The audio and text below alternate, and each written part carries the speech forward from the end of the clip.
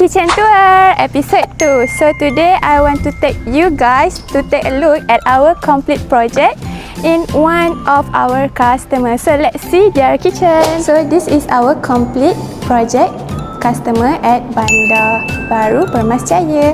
So let's take a look at their kitchen. Okay, first of all, this kitchen using material 5G aluminium in code black. Okay, so everyone who love black can take a look at this video until the end. Okay, so black, and then take a look at this using material sintered stone in code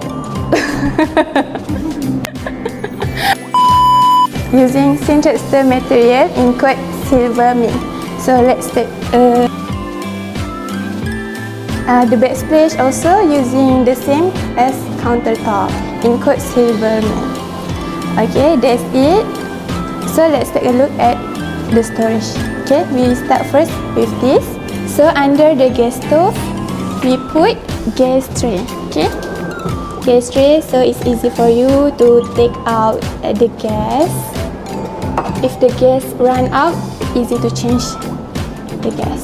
Okay, so next have spice rack.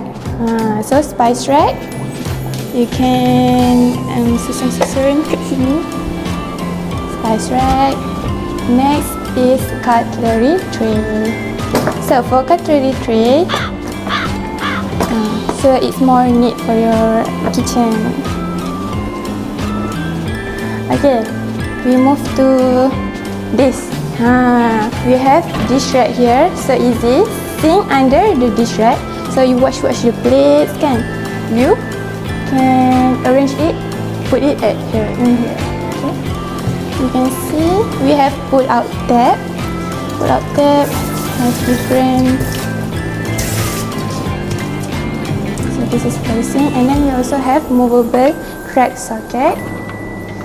So if you want to do some electrical cooking, okay, you're easy to use this. Next is here, have a pocket door.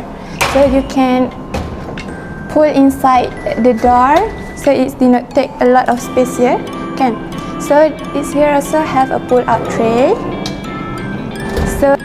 So the customer also put oven here and another additional storage. And then fridge here, fridge place, and then the last but not least is here. Ta-da! Name is tall ladder storage. Okay, tall ladder storage ni you can put many things here. It can also adjustable.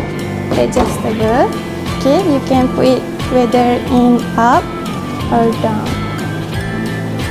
So for the size kitchen, it is 7 to 8 feet.